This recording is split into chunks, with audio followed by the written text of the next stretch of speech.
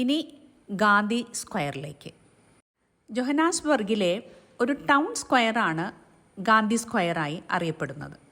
ജോഹന്നാസ്ബർഗിനെ കുറിച്ച് പറയുകയാണെങ്കിൽ 1886 ഗോൾഡ് ഡെപ്പോസിറ്റും അതുപോലെ ഡയമണ്ട് ഡെപ്പോസിറ്റും കണ്ടെത്തിയതിനെ തുടർന്നാണ് വെറും ഒരു ഫാംലാൻഡ് ആയിരുന്ന ജോഹന്നാസ്ബർഗ് വളർന്ന് ഒരു വലിയ നഗരമായി തീരുന്നത്. വെറും 10 വർഷം കൊണ്ട് 100,000-ലധികം ജനങ്ങളുള്ള ഒരു നഗരമായി ഇത് വളർന്നു എന്നാണ് പറയുന്നത്. ഈ കാലഘട്ടത്തിലാണ് ചൈനീസ് ലേബറേഴ്സും ഇന്ത്യൻ മെർച്ചൻസുമെല്ലാം ഇവിടെ സെറ്റിൽ ചെയ്യുന്നത്. 1893 ഗാന്ധിജി സൗത്ത് ആഫ്രിക്കയിലേക്ക് വരുന്നത് ഒരു ഇന്ത്യൻ മെർച്ചൻറ്റിൻ്റെ കേസ് വാദിക്കുന്നതിന് വേണ്ടി. നാം ഗാന്ധി സ്ക്വയർ എത്തിക്കഴിഞ്ഞു. ഗാന്ധിജിയുടെ ഒരു പ്രതിമയും ഇവിടെ സ്ഥാപിച്ചിട്ടുണ്ട്. ഇതാണ് ജോഹന്നാസ്ബർഗിലെ ബിസിനസ് സെൻറ്ററിലെ ഗാന്ധി സ്ക്വയർ. ഗാന്ധിജിയുടെ ലീഗൽ ഓഫീസേഴ്സ് ഇവിടെയായിരുന്നു. 2002 ഇത് ഗാന്ധി സ്ക്വയർ എന്ന് നാമകരണം ചെയ്യുന്നത്. 2003 സ്റ്റാച്യു സ്ഥാപിക്കുന്നത്. ഒരു ധോത്തിയും ഉടുത്ത് വടിയുടെ സഹായത്താൽ പുഞ്ചിരിച്ചുകൊണ്ട് നിൽക്കുന്ന ഗാന്ധി പ്രതിമ മാത്രമേ നമ്മൾ കണ്ടിട്ടുള്ളൂ. വളരെ ഊർജ്ജസ്വലനായ യങ് ഗാന്ധിയെ കണ്ടോളൂ.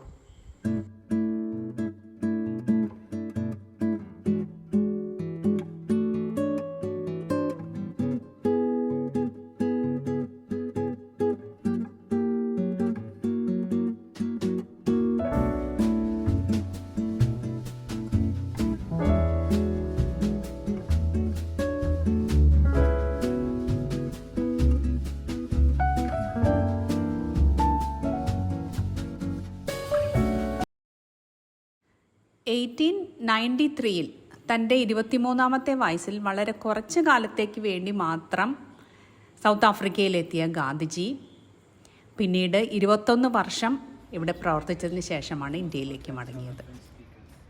തനിക്ക് ട്രെയിനിൽ നേരിട്ട റേഷ്യൽ ഡിസ്ക്രിമിനേഷൻ തന്നെയായിരുന്നു അദ്ദേഹത്തെ ഇവിടെ പിടിച്ചു നിർത്തിയത്. മറ്റൊരു രാജ്യത്ത് വന്ന് തുല്യനീതിക്ക് വേണ്ടി ഗാന്ധിജി നടത്തിയ പോരാട്ടം it's really beyond imagination. Gandhiji തൻ്റെ സോൾമേറ്റ് എന്ന് വിളിക്കുന്ന Russian born Jewish architect Hermann Kallenbach തൻ്റെ ഫാം ലാൻഡിൽ ഡിസൈൻ ചെയ്ത് പണിതതാണ് ഈ വീട്. ഇതാണ് നമ്മൾ സത്യാഗ്രഹ ഹൗസ് എന്ന് വിളിക്കുന്നത്. 1908-നും 9-നും ഇടയ്ക്ക് ഏകദേശം ഒരു വർഷത്തിൽ താഴെ മാത്രമേ അദ്ദേഹം ഇവിടെ താമസിച്ചിട്ടുള്ളൂ. പക്ഷേ അദ്ദേഹത്തിൻ്റെ സമരമുറയായ സത്യാഗ്രഹം ആദ്യമായി പ്രയോഗിക്കുന്നത് ഇവിടെ താമസിക്കുമ്പോഴായിരുന്നു. സൗത്ത് ആഫ്രിക്കയിൽ അദ്ദേഹം 4 തവണ ജയിൽവാസം അനുഷ്ഠിച്ചിട്ടുണ്ട്. ഇന്ത്യ ഗവൺമെൻറ്റിൻ്റെ അഭ്യർത്ഥന പ്രകാരം 2011 മുതലാണ് ഇതൊരു മ്യൂസിയമായി പ്രവർത്തിക്കുന്നത്.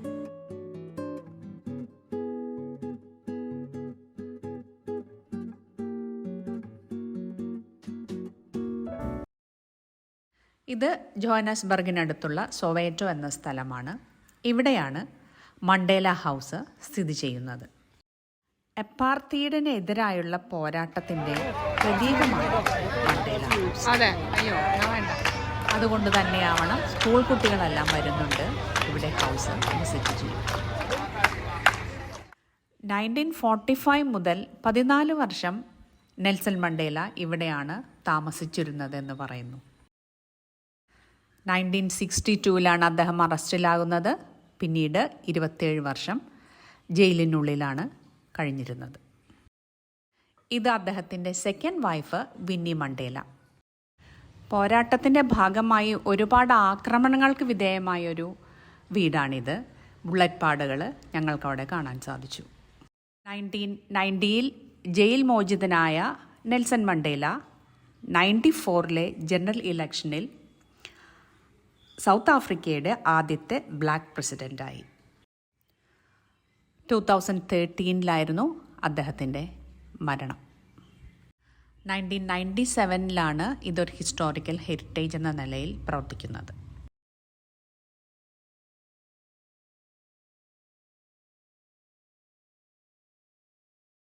ഇനി സോവൈറ്റോയിൽ നിന്ന് തന്നെ ലഞ്ച്. വിവിധ തരം സാലഡ്സ്, ചിക്കൻ, ലാമ്പ്, ഫിഷ് കൂടാതെ വിവിധ തരം ഡെസേർട്ട്സ് അടങ്ങിയ ഒരു ഫാബുലസ് ലഞ്ച്.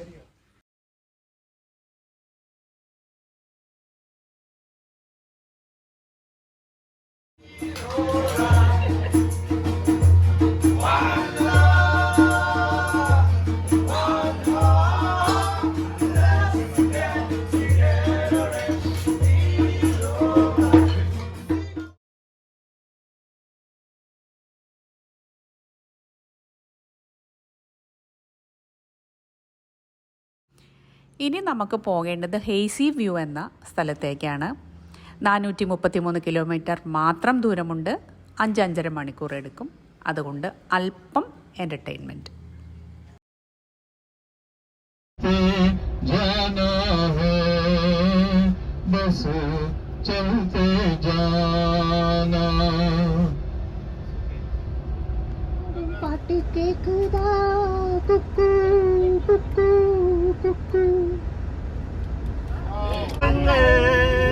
അനുമോദനത്തിൻ്റെ ആശംസകൾ പ്രിയതോഴി നിനക്കിന്നു നേരുന്നു ഞാൻ സ്വയംവര ശുഭദിനമീട്ടുകില്ലേ എന്റെ വേദന എന്നോട് ചൊല്ലുകില്ലേ.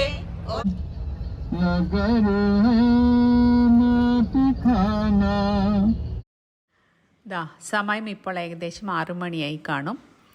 നല്ല ഇരുട്ടായിട്ടുണ്ട്. സൗത്ത് ആഫ്രിക്കയിൽ വളരെ വേഗം സൺസെറ്റ് ചെയ്യും.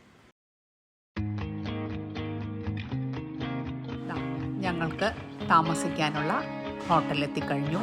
എന്യൂ ഹേസി വ്യൂ റിസോർട്ട്സ്.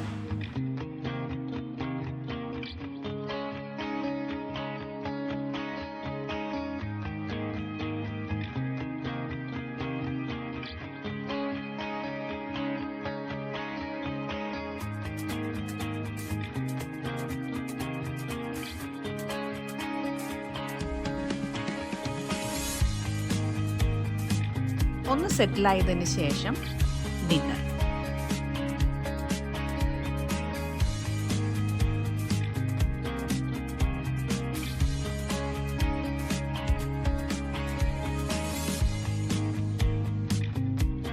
നാളെ 4:30 എഴുന്നേൽക്കണം. രാവിലെ ക്രൂഗർ നാഷണൽ പാർക്ക് വിസിറ്റാണ്.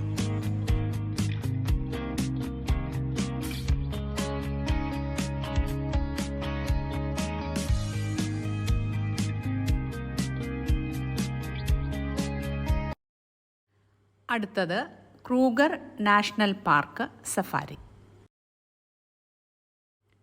സൗത്ത് ആഫ്രിക്കയിലെ ആദ്യത്തെ നാഷണൽ പാർക്കാണ് ക്രൂഗർ നാഷണൽ പാർക്ക്. 1926 ഇത് നിലവിൽ വന്നിട്ടുള്ളത്. സൗത്ത് ആഫ്രിക്കയുടെ നോർത്ത് ഈസ്റ്റ് ഭാഗത്ത് ഏകദേശം 20,000 കിലോമീറ്റർ സ്ക്വയർ ഏരിയയിലാണ് ഈ നാഷണൽ പാർക്ക് വ്യാപിച്ചു കിടക്കുന്നത്. വംശനാശം സംഭവിച്ചുകൊണ്ടിരിക്കുന്നതും അല്ലാത്തതുമായ ഒരുപാട് മൃഗങ്ങൾക്ക് സംരക്ഷണമേകുന്ന ഒരു നാഷണൽ പാർക്കാണിത്. 147 സ്പീഷീസ് ഓഫ് മാമൽസ് ഇതിനകത്തുണ്ട്. അതുപോലെ 508 species of ബേർഡ്സും.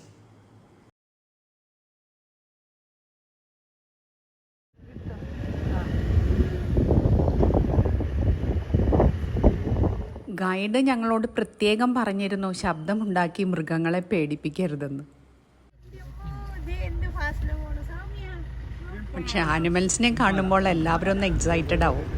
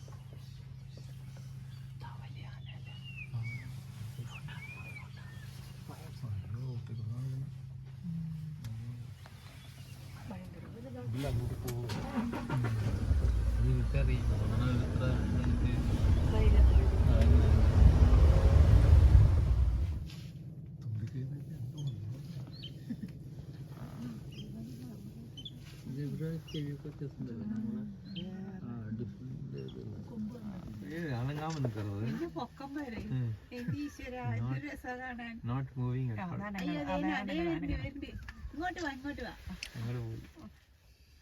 One is taller than the other. Yeah. Open area നല്ല എന്തൊക്കെ കണ്ടില്ല എന്ന് പറഞ്ഞിട്ട്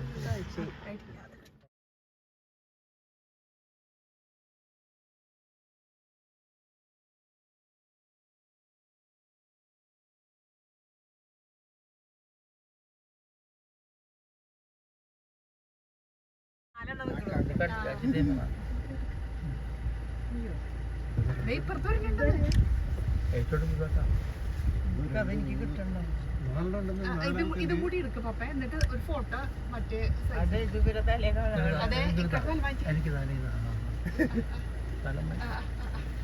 ഇനി മതിയേ, ഇനി മതി.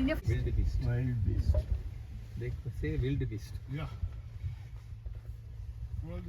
ഭയങ്കരമായിട്ട് മൈഗ്രേറ്റ് ചെയ്യും. ഓടിപ്പോവും അല്ലേ? മൈഗ്രേറ്റ് ചെയ്യണത് ഓടിയാണ്.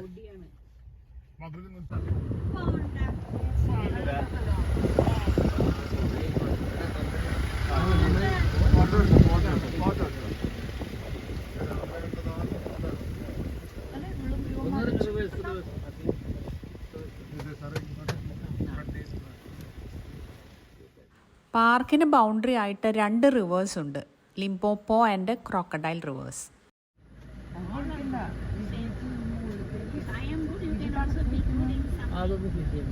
ഭയങ്കര കാറ്റാണ്. അത് പറഞ്ഞത്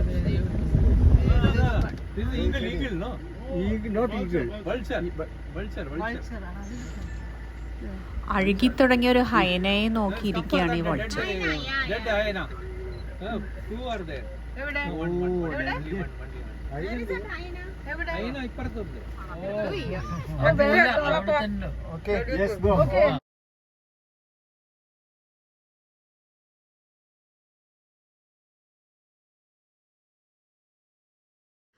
ആനകൾ അധികമുള്ള സാവന്ന ലാൻഡ്സ്കേപ്പിൽ മരങ്ങൾ കുറവായിരിക്കുമെന്നാണ് പറയുന്നത്. മരം പിഴുതെറിയുന്നത് ആനയ്ക്കൊരു വിനോദമാണല്ലോ. ദൂരെ 2 റൈനോകൾ പമ്മി കിടക്കുന്നുണ്ട്.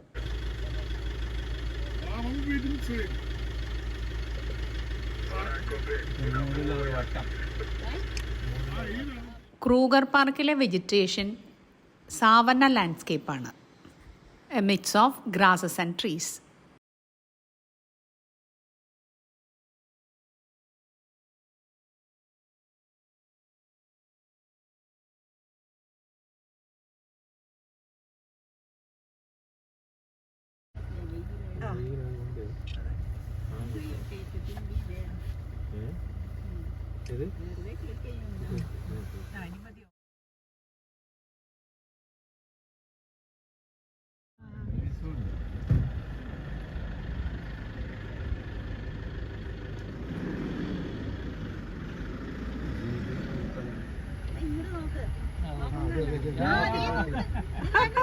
Hi, how are you? This side, please. You tell in African language to see this side, please.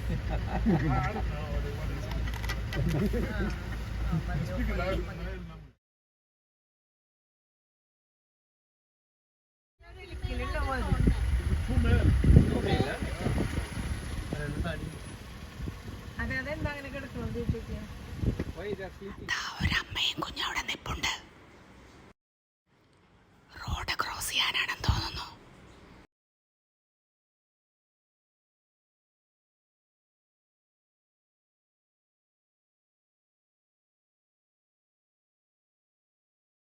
ആനിമൽസിനെ അവയുടെ നാച്ചുറൽ ഹാബിറ്റാറ്റിൽ കാണുന്നത് ഇറ്റ്സ് റിയലി വെരി എക്സൈറ്റിംഗ്.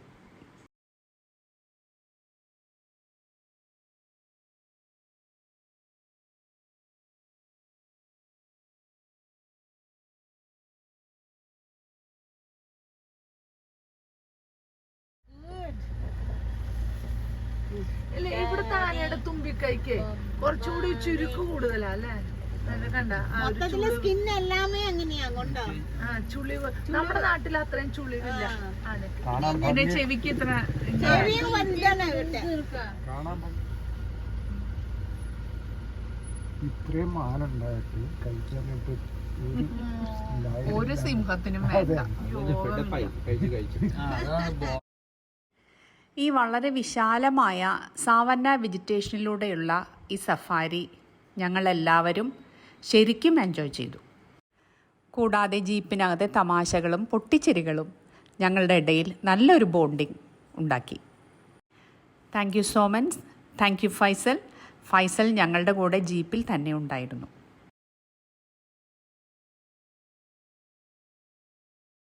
രണ്ട് ദിവസത്തെ എൻജോയബിൾ സ്റ്റേക്ക് ശേഷം ഹേസി വ്യൂവിലെ എന്യൂ റിസോർട്ട്സിനോട് ബൈ ബൈ. ഇനി തിരിച്ച് ജോഹന്നസ്ബർഗിലേക്ക് തന്നെയാണ്. അതിനിടയ്ക്ക് 2 ടൂറിസ്റ്റ് സ്പോട്ടുകൾ കൂടി വിസിറ്റ് ചെയ്യാനുണ്ട്.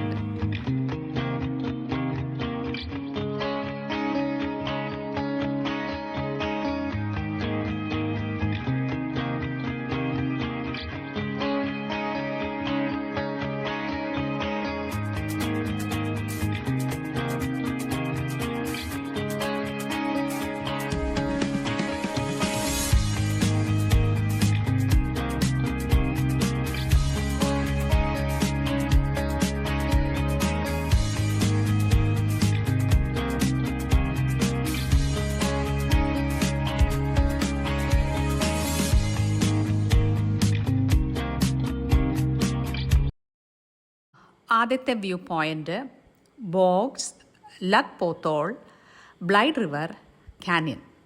ബ്ലൈഡ് റിവറിൻ്റെ മലയിടക്കിൽ ഫോം ചെയ്തിട്ടുള്ള പോത്തോൾ അല്ലെങ്കിൽ കുഴികൾ, അത്രയേ ഉള്ളൂ അത്. ടോം ബോർക്ക് എന്ന് പറഞ്ഞ ആൾ 19th സെഞ്ച്വറിയിൽ ഇവിടെ ഗോൾഡ് റീഫ് ഉണ്ട് എന്ന് പ്രിഡിക്റ്റ് ചെയ്തിരുന്നു അത്രേ. അങ്ങനെയാണ് അത് ലക്ക് എന്ന ടേം വന്നത്.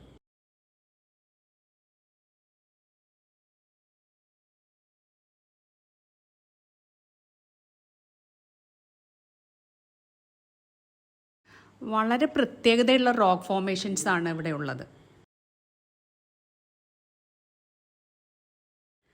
അതാ ഈ സിലിണ്ട്രിക്കൽ പോത്തോൾസ് തന്നെയാണ് ഇതിൻ്റെ പ്രത്യേകത.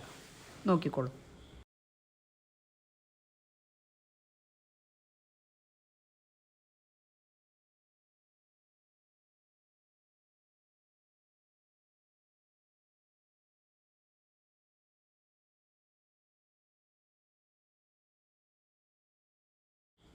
ഇവിടെ ഒരു ചെറിയ വാട്ടർഫോൾസും ഉണ്ട്.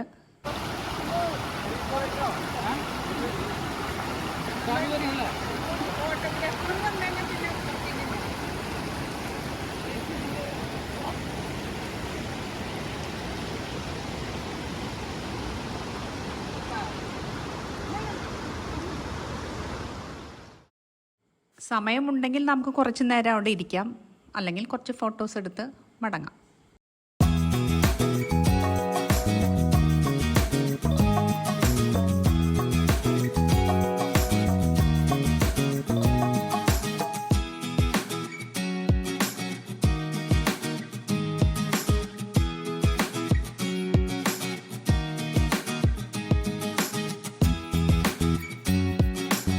ഇനി കുറച്ച് സുന്ദരിക്കുട്ടികളുടെ കൂടെ കുറച്ച് പേര് ഡാൻസും കൂടെ കണ്ടോളൂ.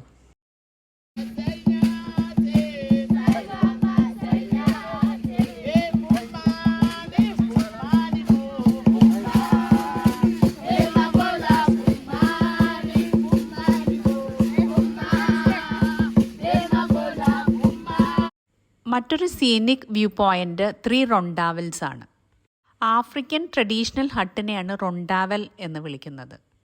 ദാ നോക്കിക്കോളൂ, ബ്ലൈഡ് റിവർ കാനിയനിൽ 3 റൊണ്ടാവൽസ് പണിത് വെച്ചിട്ടുള്ള പോലെ ഇല്ലേ?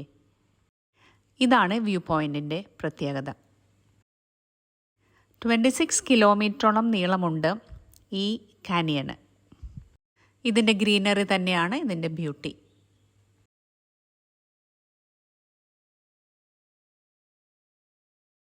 ഇനി ലഞ്ച്.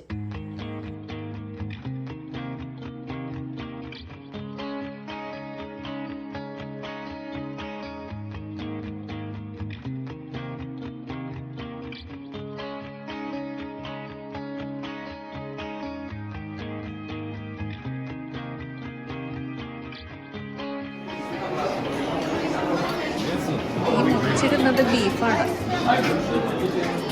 ഇത് ചിക്കൻ.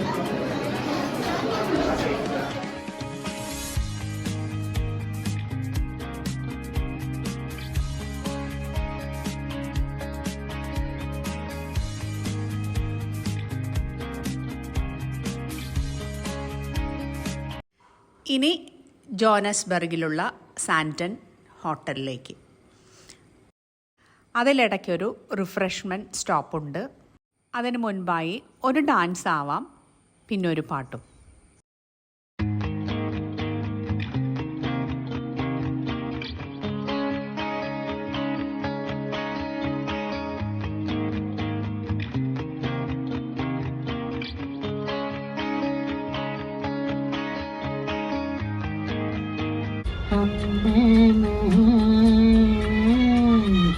देखो कभी तो प्यार से डरते हो इकरार से माना हो तुम. ഇതാ റിഫ്രഷ്മെൻറ്റ് സ്റ്റോപ്പിൽ ഞങ്ങൾ കണ്ട മനോഹരമായ കാഴ്ചയാണത്. ഇനി നേരെ ഹോട്ടലിലേക്ക്. 2-3 മണിക്കൂർ എടുക്കും. സൗത്ത് ആഫ്രിക്ക 3 ക്യാപിറ്റൽസ് ഉള്ള ഒരു കൺട്രിയാണ്. പ്രിട്ടോറിയയാണ് അതിൻ്റെ അഡ്മിനിസ്ട്രേറ്റീവ് ക്യാപിറ്റൽ. മിഡിലായി judicial capital Bloemfontein. Parliament സ്ഥിതി ചെയ്യുന്നത് കേപ്പ് ടൗണിൽ, ലെജിസ്ലേറ്റീവ് ക്യാപിറ്റൽ. സൗത്ത് ആഫ്രിക്കയുടെ ചരിത്രം തന്നെയാണ് അതിന് കാരണം. അത് പിന്നെ ഒരവസരത്തിൽ നമുക്ക് ഡിസ്കസ് ചെയ്യാം. ഇതാ ഹോട്ടലെത്താറായി. ഇതാ സാൻറ്റൺ ഹോട്ടൽ എത്തിക്കഴിഞ്ഞു.